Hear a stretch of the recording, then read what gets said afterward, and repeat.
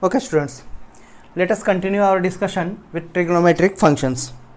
Last lecture में हमने unit circle draw किया था. यूनिट सर्कल पे हमने angles in degrees, angles in radiance और उस पर्टिकुलर स्टैंडर्ड एंगल के ऊपर जो trigonometric function sine x cos x के जो वैल्यूज हैं वो सभी प्लॉट किए थे, राइट. और उस बेसिस पे हमने एक टेबल ड्रॉ किया था जो हमें हर एक ट्रिग्नोमेट्रिक रेशियो का पर्टिकुलर स्टैंडर्ड एंगल के ऊपर वैल्यूज देगा, राइट ना. ट्रिग्नोमेट्रिक रेशियोज का एंगल्स के ऊपर वैल्यूज, राइट. ये टेबल हमने कंप्लीट किया था. अब हम बढ़ते हैं आगे और बात करते हैं इन ट्रिग्नोमेट्रिक रेशियोज, या फिर 11th में आने के बाद हम इन्हें ट्रिग्नोमेट्रिक फंक्शंस कह दे रहे हैं, राइट. इन ट्रिग्नोमेट्रिक फंक्शंस के डोमेन और रेंज के बारे में, राइट. एक क्विक डिस्कशन, डोमेन मतलब क्या, राइट. अब डोमेन मतलब ट्रिग्नोमेट्रिक फंक्शन के एंगल्स के वो वैल्यूज, राइट ना. हमें मालूम है साइन एक्स, एक्स क्या है एंगल, कॉस एक्स, एक्स क्या है एंगल्स. तो ये जो अभी हम इनपुट दे रहे हैं इन ट्रिग्नोमेट्रिक रेशियोज को, हम जो भी इनपुट दे रहे हैं मतलब कि एक्स की वो वैल्यूज जिस पे साइन एक्स की हमें वैल्यू निकल के आती है, मतलब कि डिफाइन होती है, राइट ना. तो हम सिंपल डोमेन को कुछ इस तरह से डिफाइन करते हैं कि the set of all values on which the trigonometric functions are defined. X के वो वैल्यूज जिस पर हमें ट्रिग्नोमेट्रिक फंक्शंस के, हर एक ट्रिग्नोमेट्रिक फंक्शंस के वैल्यूज मिलेंगे. जैसे कि साइन एक्स, एक्स अब हमें तो मालूम है हम एंगल से पुट करने वाले हैं, तो इनमें से कोई भी अगर मैं एंगल पुट करूं तो मुझे साइन की कुछ ना कुछ वैल्यू आ रही है. लेकिन यही अगर मैं कॉट के केस में देखूं यहां, तो cot of zero is not defined. तो जीरो ये कॉट का डोमेन नहीं होगा, राइट ना. जो जीरो है वो तो मैं एक्स की जगह पे डालूंगा, लेकिन जीरो कॉट एक्स की जगह पे डालने के बाद कॉट एक्स की वैल्यू हमें नहीं निकल के आती है. मतलब कि जो जीरो है वो कॉट का डोमेन नहीं है, राइट. तो वो जो कुछ हम इनपुट दे रहे हैं जिस पे हमें कुछ आउटपुट निकल के आ रहा है उसे हम डोमेन कहेंगे, राइट. और रेंज मतलब इनपुट देने के बाद जो हमें आउटपुट आ रहा है उसके वैल्यूज कहां से कहां तक वैरी कर रहे हैं, right. That is range, right. तो हम डोमेन को कैसे डिफाइन कर रहे हैं? Set of all values on which the trigonometric functions are defined. और रेंज को कैसे डिफाइन करेंगे? The set of all values of those trigonometric functions, that is range, right. Okay, अब बात करते हैं एक एक ट्रिग्नोमेट्रिक रेशियो की. हम पहले स्टार्ट करते हैं साइन एक्स से, राइट. साइन एक्स की वैल्यूज है हमारे पास. साइन 0 0 होता है. Sine of pi by 6, pi by 6 मतलब 30 डिग्री. साइन 30 1/2, 45 डिग्री 1/√2, ऐसे ही. और इनके मिडल एंगल्स भी हमने यूनिट सर्कल अगर आपने देखा होगा तो जो इसके आगे 3π/2 या फिर पाई के बाद हमने बीच वाले एंगल्स, इसके बाद भी हमने 120 डिग्री, 150 डिग्री, 180, देन 210, 240, 270 ये बीच के एंगल्स भी निकाले थे. तो मोर प्रिसाइजली अगर वो एंगल्स आपके ध्यान में है तो वेरी गुड, राइट. और बात ये भी है कि अगर आपको ट्रिग्नोमेट्रिक फंक्शंस के डोमेन और रेंज को ध्यान में रखना है और अगर आपको इनके ग्राफ्स ड्रॉ करने हैं तो एक्चुअली आपको ये जो टेबल है ये मेमोराइज होना चाहिए, राइट ना. आपको ये टेबल के वैल्यूज, हर एक ट्रिग्नोमेट्रिक फंक्शन के एंगल्स के ऊपर की जो वैल्यूज है वो याद होनी चाहिए, राइट. नाउ बहुत सारे बच्चे ऐसा करते हैं कि इन्हें कहीं पर लिख कर रख लेते हैं और जब भी प्रॉब्लम सॉल्व करते हैं या फिर उन्हें कुछ डिफिकल्टी आती है वो उसे खोल के देख लेते हैं. मैं सजेस्ट करूंगा कि आप कम से कम ये जो पूरा टेबल है ये याद करें, राइट. पहले कुछ दिन इन्हें याद करें या फिर यूनिट सर्कल आप ड्रॉ करके इस टेबल को ड्रॉ करने की कोशिश करें. आपको ये अपने आप याद हो जाएंगे. ऐसा नहीं कह रहा हूं कि उन्हें मगअप करें, mug up is not the solution, right. और बाकी का जो कुछ रह जाएगा वो तो आप जब क्वेश्चन सॉल्व करेंगे तो वो धीरे धीरे अपने आप आपके हाथ के नीचे बैठ जाएंगे, right. So the thing is you have to memorize this table. Okay, शुरू करते हैं हम हमारे पहले trigonometric function that is sine X से, राइट. अब साइन एक्स की वैल्यू 0 पे 0 है, 30 डिग्री पे 1/2, 45 डिग्री पे 1/√2। नाउ अगर हम यूनिट सर्कल की बात करें तो हमारा यूनिट सर्कल ऐसे ही था, राइट। हम साइन फंक्शन की बात कर रहे हैं तो हमारा 0 डिग्री यहाँ था, 90 डिग्री मतलब कि π/2 यहाँ है, पाई यहाँ है, और हमारा जो 3π/2 है दैट इज 270 डिग्री वो यहाँ है, और फिर 360 डिग्री दैट इज 2π वो यहाँ है, राइट ना। हम एंटी क्लॉकवाइज वैल्यूज देख रहे हैं। नाउ हमने क्या कहा, साइन 0 के ऊपर साइन 0 की वैल्यू 0 है, 30 की वैल्यू 1/2 है, π/4 की वैल्यू मतलब कि 45 डिग्री की वैल्यू 1/√2 है, π/3 मतलब कि 60 डिग्री की वैल्यू √3/2 है, और 90 डिग्री पे 1 हो जा रही है, राइट ना। यहां वैल्यू 0 है, 90 डिग्री पे 1 हो रही है, फिर पाई पे वैल्यू 0 हो रही है, फिर 270 डिग्री पे वैल्यू -1 हो रही है, और उसके बाद 2π मतलब कि 360 डिग्री पे वैल्यू फिर से 0 हो रही है।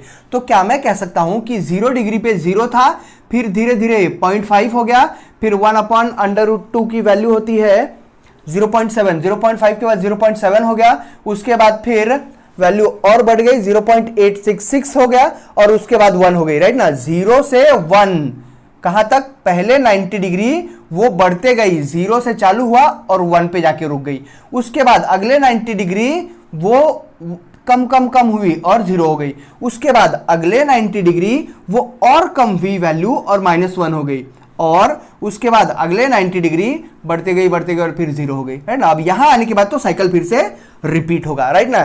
तो क्या मैं कह सकता हूं कि यहां से यहां तक मतलब पहले क्वाड्रेंट में वैल्यू इंक्रीज हो रही है, दूसरे क्वाड्रेंट में वैल्यू डिक्रीज हो रही है, तीसरे क्वाड्रेंट में वैल्यू और डिक्रीज हो रही है, और चौथे क्वाड्रेंट में वैल्यू और इंक्रीज हो रही है, राइट ना। अब 1 की तरफ बढ़ रही है, मतलब कि अब वैल्यूज रिपीट होंगे, राइट।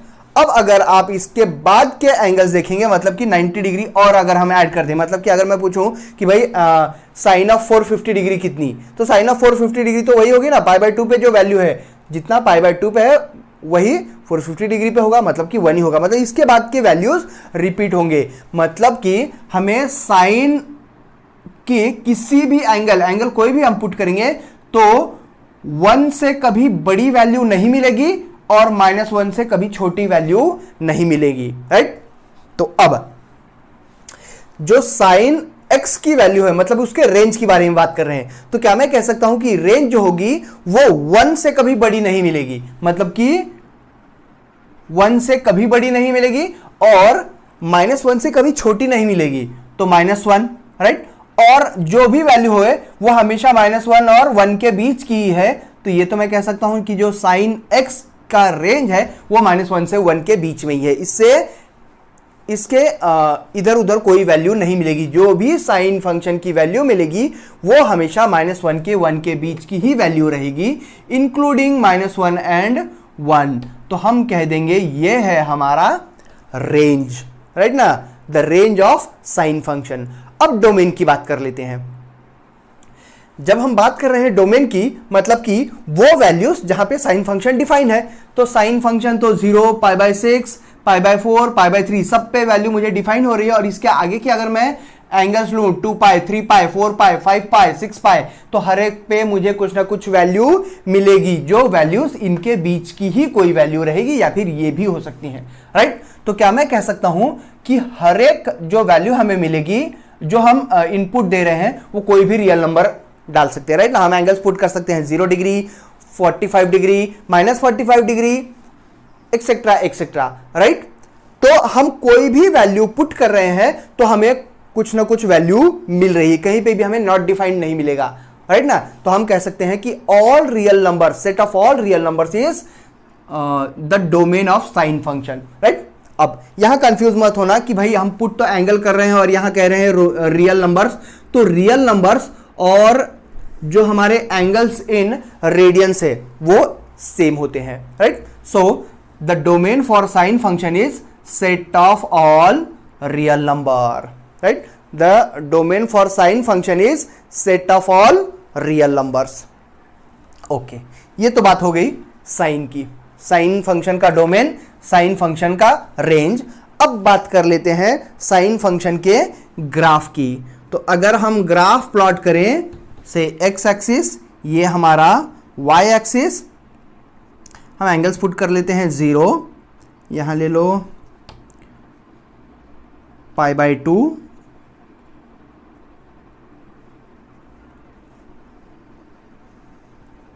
कुछ ऐसे π/2 के मल्टीपल्स में बढ़ाएंगे तो 2π/2, 3π/2, 4π/2, 5π/2, 6π/2, 7π/2, 8π/2, 9π/2 और आगे ऐसे बढ़ते जाएंगे, राइट। उसके बाद π/2 और π/2 के मल्टीपल्स में जा रहे हैं हम, π/2, 2π/2, 2π/2 मतलब पाई हो जाएगा, 3π/2, 4π/2, 4π/2 मतलब 2π, ऐसे ही 3π, 4π, 5π, राइट। अब वैल्यूज देखिए, 0 पे साइन 0 की वैल्यू 0 है, साइन 90 की वैल्यू, साइन π/2 की वैल्यू 1 है, मतलब यहां कुछ ले लेंगे हम +1, हमें मालूम है कि -1 भी मिल सकता है तो -1, π/2 के ऊपर वैल्यू जो है वो 1 है, मतलब ये पॉइंट लोकेट कर लेंगे हम। पाई के ऊपर साइन 180, पाई के ऊपर जो वैल्यू है दैट इज 0, तो ये पॉइंट। साइन 3π/2, 3π/2 के ऊपर -1 है तो -1 कुछ यहां आ जाएंगे हम, और उसके बाद हमें वैल्यू मिल रही है 2π पे 0, राइट। तो अब हमें ये तो समझ में आ गया कि ये जो कर्व है इसे हम ज्वाइन करेंगे। अगेन इसके बाद तो जो है वो वैल्यूज रिपीट होंगे, राइट ना। 2π पे वैल्यू जो है वो 0 है, 5π/2 पे वैल्यू अगेन 1 मिल जाएगी, 3π पे, ओके 3π पे हमें फिर से 0 मिल जाएगा, और उसके बाद फिर 7π/2 पे हमें -1 मिलेगा, और 4π पे अगेन 0 मिल जाएगा, राइट। मतलब ये पॉइंट्स ज्वाइन होंगे। लेकिन मिडल पॉइंट्स देख लेते हैं हम, 0 to π/2 90 डिग्री, 90 डिग्री के बीच में π/6 मतलब कि 30 डिग्री, 30 डिग्री पे कहीं पर हमें वैल्यू मिल रही है 1/2 मतलब कि 0.5।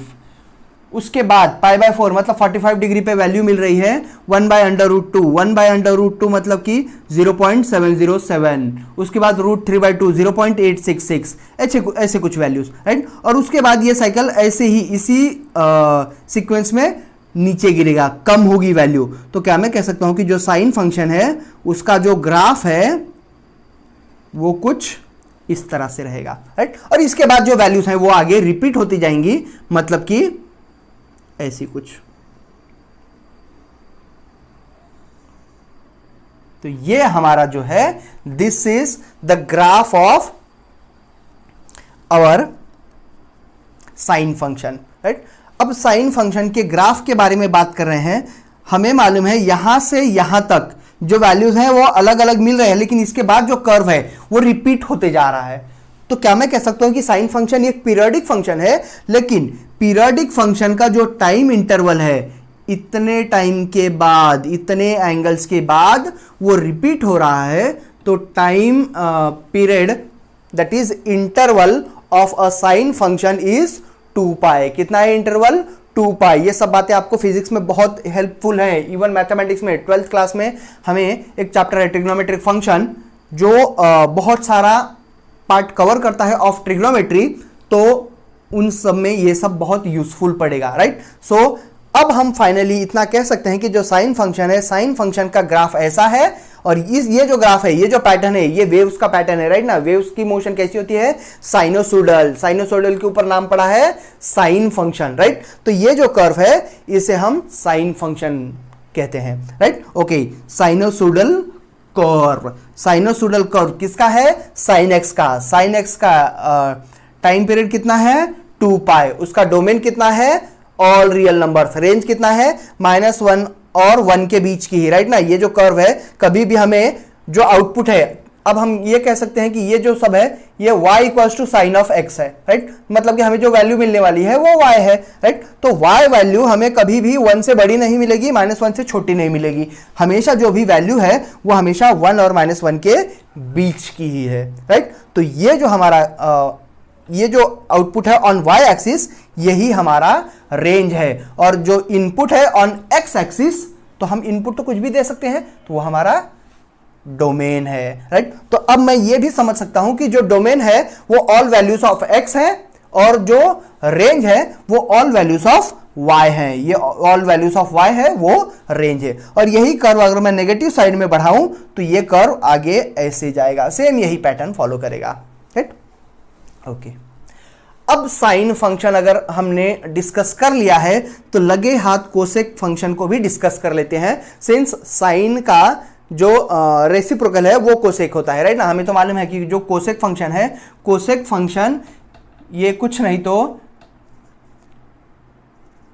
1 अपॉन साइन फंक्शन है, तो cosec X is equal to 1 upon sine X. अब हम बात करते हैं पहले कोसेक फंक्शन के रेंज के बारे में, राइट। अब कोसेक फंक्शन के रेंज के बारे में अगर बात करेंगे तो हम वो वैल्यूज x की जिस पर कोसेक की वैल्यू निकल कर आए, राइट। और हमें मालूम है कि साइन x की वैल्यू जो है वो जब साइन x की जो वैल्यू है, राइट ना, हम x की वैल्यू नहीं, साइन x की वैल्यू जब 0 होगी तब ये कोसेक x 1 अपॉन 0 हो जाएगा, राइट ना। मतलब कि 1 अपन अगर 0 हुआ तो वो नॉट डिफाइंड हो जाएगा, राइट। जैसे कि साइन ऑफ 0, साइन 0 0 है लेकिन कोसेक 0 कितना है, नॉट डिफाइंड। तो मतलब कि कोसेक फंक्शन में अगर मैं 0 डिग्री एंगल लेता हूं तो वो तो नॉट डिफाइंड हो जाएगा। मतलब कि कोसेक फंक्शन में 0 डिग्री रेंज के अंदर नहीं आता है, राइट। सिमिलरली जो पाई है, पाई के ऊपर भी साइन का वैल्यू 0 है, साइन एक्स 0 है, तो फिर से मुझे कोसेक एक्स नॉट डिफाइंड मिलेगा। फिर 2 पाई जो है उसके ऊपर भी नॉट डिफाइंड मिल रहा है। मतलब कि साइन एक्स जहां जहां 0 है वहां वहां कोसेक एक्स नॉट डिफाइंड होगा, राइट ना। साइन एक्स जहां जहां 0 है वहां वहां कोसेक एक्स नॉट डिफाइंड होगा। और साइन एक्स कहां कहां 0 है, 0 डिग्री के ऊपर, पाई के ऊपर, 2 पाई के ऊपर, 3 पाई के ऊपर, 4 पाई के ऊपर, 5 पाई के ऊपर, मतलब मल्टीपल्स ऑफ पाई के ऊपर ऑफ जो हमारा साइन फंक्शन है वो 0 है। तो अब मैं कहता हूं कि जो कोसेक फंक्शन का रेंज है वो ऑल रियल नंबर्स है, लेकिन ऐसे कुछ वैल्यूज जहां पर वो डिफाइन नहीं हो रहा है, मतलब कि इन एंगल्स के ऊपर, राइट। और ये एंगल्स एक्चुअली है क्या, पाई के मल्टीपल्स है ना। तो क्या मैं कह दूं all real numbers minus of n pi, n एक इंटीजर, राइट ना। अगर मैं n की वैल्यू 0 रखता हूं तो ओके, n की वैल्यू अगर मैं 1 रखता हूं तो हमें मिल जाएगा 1 pi, real numbers minus of pi, right. और अगर मैं 0 रखता हूं तो real number minus of 0 degree, right. तो हमें ये एंगल एक्स एक्सिस मिल जाएगा। मतलब कि रियल नंबर हर एक वैल्यू पे हमें वैल्यू मिलेगी कोसेक एक्स की एक्सेप्ट ऑन एक्स एक्सिस। तो मैं कह सकता हूं कि domain of cosec function is all real numbers minus of n pi, where n is an integer, right. अब इसके रेंज के बारे में बात करते हैं ना। यहां देखिए कोसेक फंक्शन 0 डिग्री पे नॉट डिफाइंड है, 30 डिग्री पे 2 है, पाई बाय 4 के ऊपर √2, √2 मतलब कि हमें वैल्यू मिलती है √2 की 1.44। उसके बाद पाई बाय 3 के ऊपर 2 अपॉन √3 0.866, और उसके बाद 1, मतलब कि पहले नॉट डिफाइंड था, नॉट डिफाइंड मतलब कि कुछ इंफिनिटी होगा, बाद में वैल्यू कम कम कम होते चली और 1 पे आ गई। उसके बाद कहीं पर फिर से वो नॉट डिफाइंड हो गई, और इसके आगे के अगर आप वैल्यू देखेंगे तो वो और कम हो रही है। उसके बाद फिर वो नॉट डिफाइंड हो रही है, फिर बढ़ रही है। नाउ इसी ग्राफ के ऊपर अगर हम प्लॉट करें, again pi by 2, pi, 3 pi by 2, 2 pi, 5 pi by 2, 3 pi, 7 pi by 2, 4 pi, 9 pi by 2, 5 pi, right. Values put कर दीजिए, pi by 2, pi, 3 pi by 2, 2 pi, 5 pi by 2, 3 pi, 7 pi by 2, 4 pi, 9 pi by 2, 5 pi. Okay, अब हम बात करते हैं इसके graph की। तो पाई बाय 2 के ऊपर ऑफ कोर्स यहां देख लो, पहले cosec of 0, cosec 0 not defined है, कोसेक 0 नॉट डिफाइंड, हमें मालूम नहीं, वो कुछ तो इन्फिनिटी होगा, राइट। यहाँ 1 ले लेंगे, यहाँ -1 ले लेंगे y एक्सिस के ऊपर। नाउ π/2 के ऊपर, π/2 के ऊपर 1 है, π/2 के ऊपर 1 है वैल्यू, ये ले लेंगे। उसके पहले की वैल्यू √2 मतलब कि 1.44, राइट। तो कहां पर, π/4 के ऊपर 45 डिग्री के ऊपर 1.44 है, π/6 30 डिग्री के ऊपर 2 है, और 0 डिग्री के ऊपर नॉट डिफाइंड है। नॉट डिफाइंड मतलब कि कुछ इंफिनिटी की वैल्यू हो रही होगी, तो ये जो कर्व है कुछ कुछ ऐसे आ रहा है, राइट। उसके बाद फिर से नॉट डिफाइंड हो रहा है पाई के ऊपर, यहां इसकी वैल्यू जो है वो नॉट डिफाइंड हो रही है पाई के ऊपर। और अगर आप इसके पहले वाला वीडियो देखेंगे और बीच की वैल्यूज देखेंगे, तो ये जो वैल्यूज हैं वो फिर π/2 के बाद बढ़ती जाएगी, मतलब कि ये वैल्यू कुछ ऐसे ही चली जाएगी। पाई डिग्री के ऊपर मुझे इन्फिनिटी मिलेगी, सिमिलरली 0 डिग्री के ऊपर भी इन्फिनिटी ही मिलेगी। ये जो कर्व है कुछ कुछ ऐसा मिलेगा, राइट। तो अब यह कर्व देखिए, ये हमारा साइन फंक्शन का कर्व था कुछ ऐसा, इसी कर्व को हमने उल्टा घुमा दिया तो हमें कर्व ऐसा मिल गया, राइट। इसका मतलब अगर हम इस कर्व को उल्टा कर देंगे तो हमें कॉस फंक्शन का इस इंटरवल में कर्व मिल जाएगा, राइट। अब बात कर लेते हैं 3π/2 के ऊपर वैल्यू। 3π/2 के ऊपर जो कॉस फंक्शन की वैल्यू है वो -1 है। 3π/2 के ऊपर कॉस फंक्शन की वैल्यू -1 है, मतलब कि ये पॉइंट। 3π/2 के ऊपर जो पहली, इसके पहले पाई के ऊपर, पाई के वैल्यू, पहले वैल्यू वो इंफिनिटी है, नॉट डिफाइंड मतलब कि इंफिनिटी। और यहां से अगर आप पिछला यूनिट सर्कल में देखें तो हमें बीच के कर्व कुछ इंफिनिटी से कम होते होते होते कुछ ऐसे वैल्यूज मिलेंगे, राइट। और उसके बाद 2π के ऊपर वैल्यू फिर से नॉट डिफाइंड हो जा रही है, तो 2π के ऊपर वैल्यू कुछ फिर से बढ़ती जाएगी और हमें जो कर्व है वो नॉट डिफाइंड ऐसा कुछ मिलेगा, राइट। ओके, इसे थोड़ा सा ऊपर ड्रॉ कर दूं मैं, सिंस मेरे ख्याल से वीडियो में दिख नहीं रहा है। तो यहाँ -1 जो है उसे यहाँ ले लेते हैं, -1, तो हमें कर्व ऐसा मिलेगा, राइट। ये जो कर्व है इसी को जब हम उल्टा कर दे रहे हैं, ये -1 है, राइट, तो हमें कर्व मिलेगा। सिमिलरली हम आगे अगर बात करें तो हमें कुछ यहाँ 5π/2 मल्टीपल्स ऑफ π/2 के ऊपर हमें कुछ वैल्यू मिल रही है, तो 5π/2 के ऊपर वैल्यू 1 मिलेगी और जो कर्व है वो कुछ ऐसा मिलेगा। सिमिलरली यहाँ जो कर्व है वो कुछ ऐसा मिलेगा, राइट। तो ये जो कर्व है दैट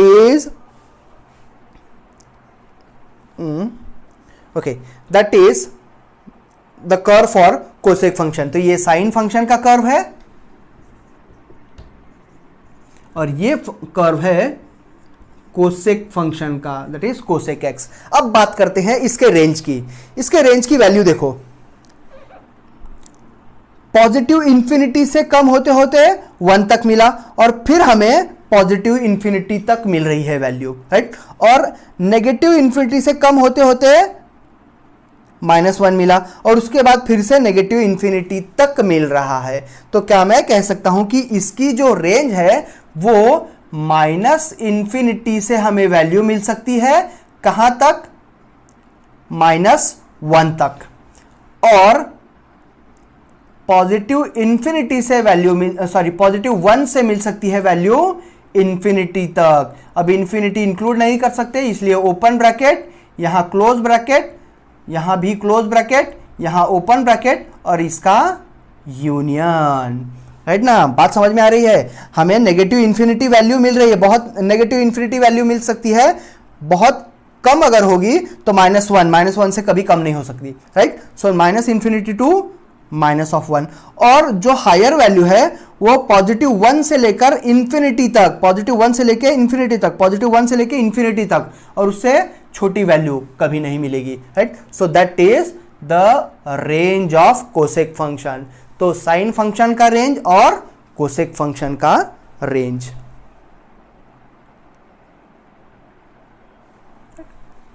ओके, नाउ अब जल्दी जल्दी बात करते हैं,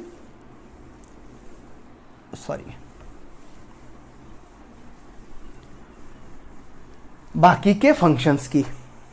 तो कोसेक फंक्शन का रेंज हमने निकाला था, range was all real numbers minus of n pi, domain, और जो रेंज है वो रेंज था minus of infinity to minus of 1 और यूनियन 1 टू इन्फिनिटी।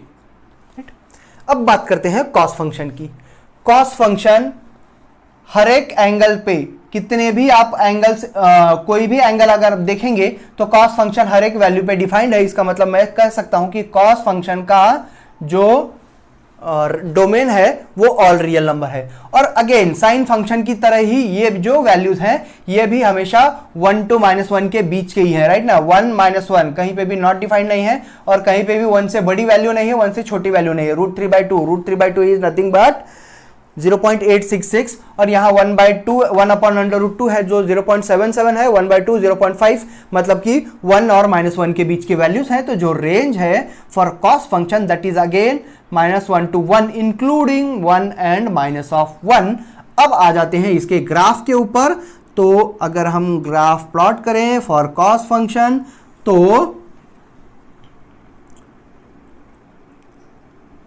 π/2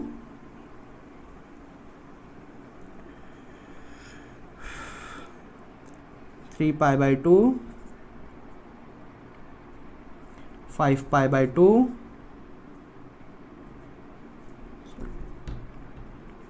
7π/2 9π/2, राइट। अब बात करते हैं इनके वैल्यूज के ऊपर। तो हमें cos ऑफ 0 की वैल्यू 1 मिल रही है, cos ऑफ 0 की वैल्यू 1।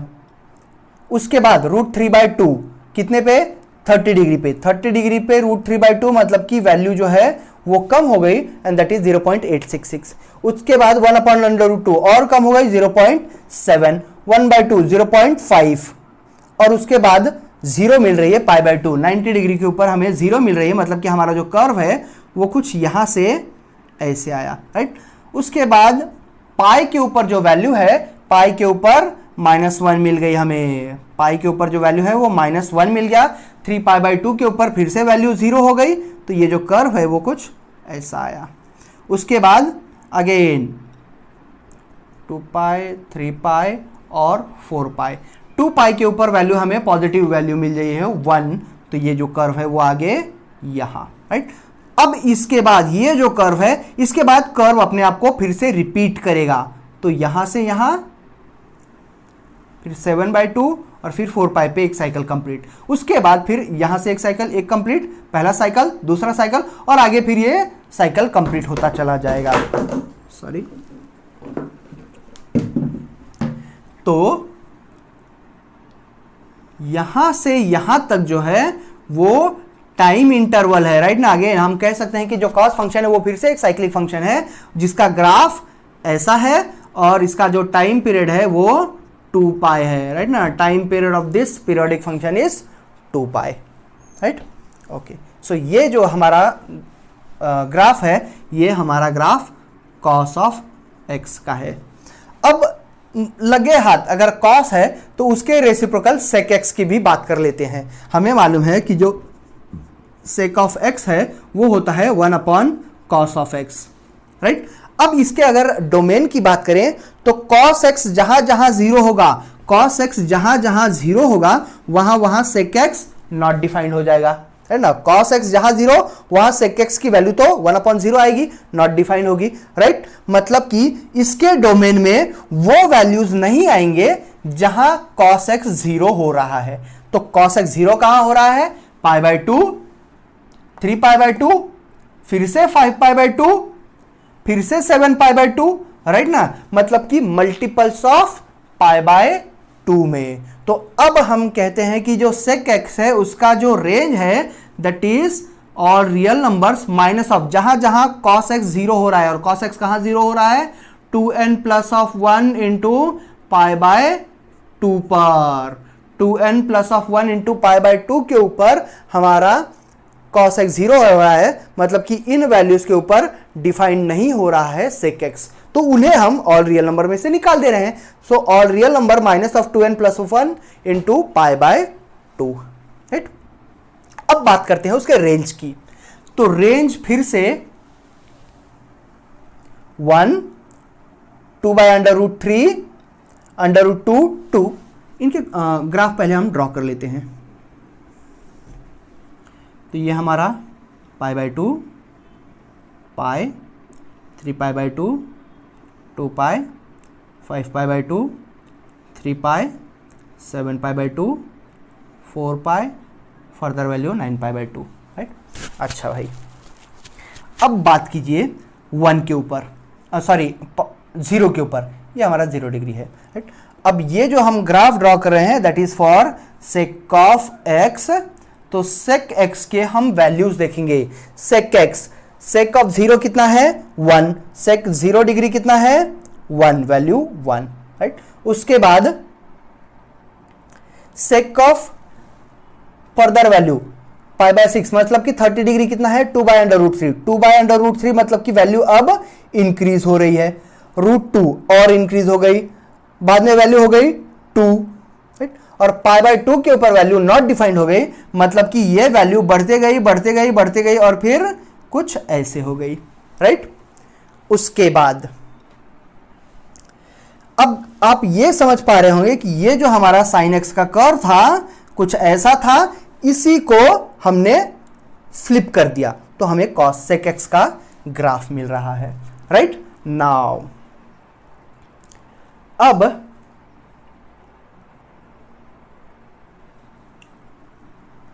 बात कर लेते हैं पाई के ऊपर। सेक पाई की वैल्यू कितनी है -1, सेक पाई की वैल्यू -1 है। इसके पहले के अगर आप वैल्यूज देखेंगे तो वो वैल्यू अगेन π/2 के ऊपर नॉट डिफाइंड थी, लेकिन हम पिछले वीडियो में जो यूनिट सर्किल के ऊपर वैल्यूज थे वो वैल्यूज नेगेटिव से बढ़ते जाते हैं और कुछ ऐसे आते हैं। उसके बाद आगे फिर कर्व हमें कुछ ऐसा मिल जाएगा, है ना। कुछ इस तरह से एनालाइज करने की कोशिश कीजिए कि जो कॉस फंक्शन का ग्राफ π/2 और 3π/2 के बीच में ऐसा है, यही ग्राफ उल्टा होगा, मतलब कि ऐसे हो जाएगा, ना। पहले ऐसे है तो अब ऐसा हो जाएगा, सिंस सेक कॉस का रेसिप्रोकल है। तो हमें जो ग्राफ मिलेगा वो कुछ ऐसा मिलेगा, राइट। इसके बाद के वैल्यू 2π के ऊपर तो वो 2π के ऊपर वैल्यू हमें 1 मिल रही है, 2π के वैल्यू ऊपर वैल्यू 1, यहां नॉट डिफाइंड है, वैल्यू कुछ ऐसी हो जाएगी। यहां फिर से हमें इस बीच में 3π के ऊपर वैल्यू मुझे -1 मिलेगी, हमारा जो कर्व होगा वो ऐसा मिलेगा, राइट। तो ये जो हमारा कर्व होगा that curve is for sec X. और अगर हम बात करेंगे उसके रेंज की तो रेंज अगेन हमें हमेशा +1 से इंफिनिटी तक मिलेगा, इंफिनिटी से +1 तक मिलेगा, नेगेटिव इंफिनिटी से -1 से नेगेटिव इंफिनिटी तक कभी भी वैल्यू इनके बीच की नहीं मिलेगी, राइट। तो हम अगेन कह सकते हैं कि हमें जो वैल्यू मिलेगी वो -∞ टू -1 के बीच की वैल्यू और 1 टू इंफिनिटी के बीच की वैल्यू ही मिलेगी। So the range of sec function is again same यही, राइट। तो ये हो गया उसका कर्व। ओके, आप ये वैल्यूज पुट कर लोगे π/2 और पाई, सिंस मैंने यहां से डायरेक्ट खींच लिया है। सो सेक एक्स का ग्राफ कुछ इस तरह से आएगा और उसका रेंज ये है और उसका डोमेन ये है, राइट। अब बात करते हैं tan फंक्शन की।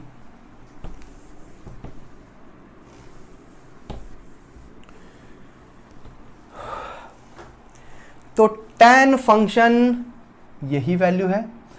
tan फंक्शन हमें मालूम है tan x is nothing but sin of x upon cos of x, right. अब cos x जहां जहां 0 होगा वहां वहां tan फंक्शन डिफाइंड नहीं होगा। cos फंक्शन कहां कहां 0 होगा, हमेशा y एक्सिस के ऊपर, मतलब π/2 के मल्टीपल्स के ऊपर, मतलब कि 2n + 1 इंटू π/2 के ऊपर, राइट। तो क्या मैं कह सकता हूं कि यही कंडीशन तो हमारे sec x के लिए भी थी। तो जो tan फंक्शन का रेंज है वो है all real numbers -2n + 1 into π/2 की, राइट। 2n + 1 इंटू π/2, ये इतना टर्म माइनस करेंगे हम ऑल रियल नंबर्स के ऊपर, राइट ना। जैसे कि पाई बाय 2 tan फंक्शन यहाँ पे नॉट डिफाइंड है, 3 पाई बाय 2 के ऊपर नॉट डिफाइंड है, आगे 5 पाई बाय 2 पर नॉट डिफाइंड हो जाएगा, आगे 7 पाई बाय 2 के ऊपर नॉट डिफाइंड हो जाएगा, राइट। तो ये हो गई बात tan फंक्शन के डोमेन की। अब बात करते हैं इसके रेंज के ऊपर अलॉन्ग विथ इट्स ग्राफ। अगर हम बात करें कि ये tan फंक्शन का ग्राफ है तो 1 2 3 4 5 6 7 8 9 हम डाल देंगे values, pi by 2, 3 pi by 2, 5 pi by 2, 7 pi by 2, 9 pi by 2 और मिडल वैल्यूज डाल देंगे पाई, 2 पाई, 3 पाई, 4 पाई, आगे 5 पाई हो जाएगा। अच्छा भाई, अब वैल्यू 0 पे देखेंगे। tan ऑफ 0 0 है, tan of 30 degree 1 upon under root 2 है ना। 1 अपॉन अंडर रूट 2 की वैल्यू होती है, सॉरी 1 अपॉन अंडर रूट 3 मतलब कि 1 अपॉन 1.7, 1 अपॉन 1.7 मतलब कि जो वैल्यू है वो 0 से बड़ी होगी, राइट ना। 1 upon under root 3 is nothing but 1 upon root 3 की वैल्यू होती है 1.73 मतलब कि ये जो वैल्यू है वो 0 से बड़ी होगी, राइट। तो ये हमें पॉइंट कुछ यहां मिलेगा। उसके बाद पाई बाय 4 के ऊपर tan की वैल्यू होती है 1 मतलब कि 45 डिग्री के ऊपर वैल्यू 1, और पाई बाय 2 के ऊपर जो वैल्यू है, पाई बाय 2 के ऊपर नॉट डिफाइंड है मतलब कि पाई बाय 2 के ऊपर जो कर्व है वो कुछ इस तरह से जाएगा, राइट। अब पाई के ऊपर वैल्यू 0 है, राइट। जो पाई है उसके ऊपर tan की वैल्यू 0 है, तो ये पॉइंट। इसके बाद अगर आप यूनिट सर्कल देखोगे तो हमें जो कर्व है वो कुछ इस तरह से मिलेगा। ये वैल्यूज ऐसे बढ़ती जाएंगी। अगेन 2 पाई पे 0 है, तो हमें जो कर्व है इन्फिनिटी से पॉजिटिव इन्फिनिटी, अगेन यहाँ भी नेगेटिव इन्फिनिटी से पॉजिटिव इन्फिनिटी, अगेन 3 पाई 4 पाई के ऊपर भी कंडीशन यही रहेगी, तो नेगेटिव इन्फिनिटी से पॉजिटिव इन्फिनिटी, राइट। तो ये जो हमारा जो कर्व है that will be the curve for tan function, tan of x।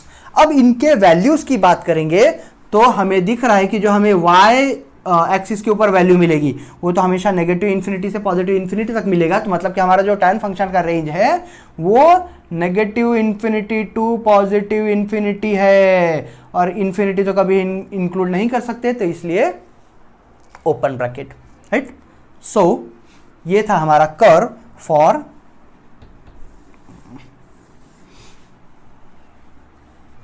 tan function. अब cot फंक्शन की अगर बात करें तो हमें मालूम है कि जो cot होता है, cot x is nothing but cos of x upon sine of x। जहां जहां साइन 0 होगा वहां वहां cot फंक्शन डिफाइन नहीं होगा। साइन 0 होता है हमेशा x एक्सिस के ऊपर, मतलब कि मल्टीपल्स ऑफ n पाई के ऊपर। तो all real numbers except n पाई, देखिए ना 0 डिग्री के ऊपर हमें कोसेक कॉट की बात करें, 0 डिग्री के ऊपर हमें कॉट नॉट डिफाइंड है, फिर पाई के ऊपर नॉट डिफाइंड है, फिर 2 पाई के ऊपर नॉट डिफाइंड है, फिर 3 पाई के ऊपर नॉट डिफाइंड होगा, फिर 4 पाई के ऊपर नॉट डिफाइंड होगा। मतलब कि सब रियल नंबर्स के ऊपर डिफाइंड होगा एक्सेप्ट n पाई के ऊपर, है ना। All real numbers except n pi is the domain for cot function. अब बात करते हैं इसके ग्राफ की और रेंज की, राइट। सो हम वैल्यूज पुट कर लेते हैं। ये हमारा पाई बाय 2 1 2 3 4 5 6 7 8 9 10 हमारा पाई बाय 2 ना। ये वैल्यू, ये जो कर्व है ये आगे नेगेटिव साइड में अगर हम ड्रॉ करेंगे तो ये ऐसे ही जाएंगे, right. Okay, pi by 2, 3 pi by 2, 5 pi by 2, 7 pi by 2, 9 pi by 2, यहाँ ले लेंगे पाई, 2 पाई, 3 पाई, 4 पाई और आगे 5 पाई कंटिन्यू ही होगा। इसके ऊपर हम एक वर्टिकल लाइन ड्रॉ कर लेते हैं सो दैट ये हमें एक जनरल अच्छी आइडिया आ जाएगी। 5 pky 3 pi 7 pi by 2 4 pi 9 pi by 2। हाँ तो भाई अब देखिए ड्रॉ कर रहे हैं हम कॉट के लिए। कॉट जो है हमारा 0 के ऊपर नॉट डिफाइंड है, मतलब कि या तो पॉजिटिव या तो नेगेटिव की तरफ इन्फिनिटी है। √3 की वैल्यू होती है 1.7, मतलब कि पॉजिटिव वैल्यू। √3 कहां पर है वैल्यू? π/6 के ऊपर, मतलब कि यहां कोई पॉइंट, राइट। उसके बाद हमें कॉट ऑफ π/4 की वैल्यू 1 मिल रही है, मतलब यहां। तो ऑब्वियसली हमारा जो कर्व है वो कुछ यहां से आएगा, राइट। ऐसे ऐसे कम हो रहा है। और π/2 के ऊपर तो वो 0 है, कॉट ऑफ π/2 के ऊपर 0 है, मतलब कि ये जो कर्व है ये आगे ऐसा आ रहा है। और आगे पाई के ऊपर again cot function not defined है, तो या तो वो पॉजिटिव होगा या नेगेटिव होगा। लेकिन यूनिट सर्कल के ऊपर आप अगर जाएंगे तो धीरे धीरे आपको दिखेगा कि ये वैल्यू और कम होती जाएगी, राइट। और इसके बाद अगेन 3π/2 के ऊपर वो 0 है, 3π/2 के ऊपर 0 है, उसके पहले नॉट डिफाइंड है। ये वैल्यू जो है अपने आप को फिर से रिपीट करेंगी। 5π/2 के ऊपर 0 है, ये वैल्यू फिर से रिपीट होगी। 7π/2 के ऊपर 0 है, ये वैल्यू फिर से रिपीट होगी। तो कुछ इस तरह का कर्व मिलेगा हमें फॉर कॉट फंक्शन। और अब अगर y की वैल्यू देखें, y एक्सिस के ऊपर जो हमें मिलने वाली वैल्यूज हैं, तो हमें मालूम है कि ये जो वैल्यू है अगेन हमें negative infinity to positive infinity ही मिल रहा है, राइट। तो this is the graph for cot function, right. अब साइन का जो ग्राफ उल्टा था वो कोसेक था, कॉस का उल्टा ग्राफ सेक की तरह था, टैन का अगर ग्राफ ऐसा है तो हमारा कॉट का ग्राफ तो ऐसा है ना, राइट ना। इसका एग्जैक्ट इसी कर्व को हमने उल्टा कर दिया है, राइट। सो ये सब बातें आप ध्यान रखिए। This is the domain and range. अब यहां बात कर लेते हैं हमारे टाइम पीरियड की। सिंस 1 2 3 4 जो हमने पहले फंक्शन डिस्कस किए, उनके जो टाइम पीरियड था, टाइम इंटरवल था, वो 2π का था। यहाँ टाइम इंटरवल देखिए कहाँ से कहाँ वैल्यूज रिपीट हो रही है। क्या मैं कह सकता हूँ कि ये वैल्यू फिर से यहाँ आ जा रही है, राइट। ये वैल्यू फिर से यहाँ आ जा रही है। तो जो टाइम इंटरवल है वो तो सिर्फ 3π/2 minus of π/2 will give me only pi, right. तो 2π इंटरवल था पहले का, और ये वैल्यू 3π माइनस ऑफ 2π पाई, है ना। ये भी वैल्यू 3π, ओके 3π 2π π/2। यहाँ कुछ हमने गड़बड़ कर दी है, तो π/2 3π/2 के ऊपर इन्फिनिटी, 5π/2 के ऊपर इन्फिनिटी, पाई के ऊपर, नहीं बिल्कुल सही है, कोई बात नहीं। ओके तो ये वैल्यूज, राइट ना, ये value pi minus of 0 will give me pi. जो हमारा टाइम पीरियड है वो पाई का है, और जो हमारा कॉट है उसका भी जो टाइम पीरियड है वो पाई का ही है। तो टैन और कॉट फंक्शन ऐसे हैं जिनका टाइम इंटरवल पाई का है, राइट। और बाकी सभी के टाइम इंटरवल π/2 के है।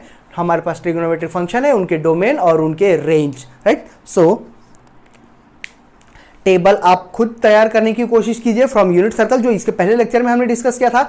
एक बार टेबल से आप खुद डोमेन और रेंज निकालने की कोशिश कीजिए, सच दैट आपको ये ग्राफ्स अपने आप मेमोराइज हो जाएंगे, राइट। Thank you.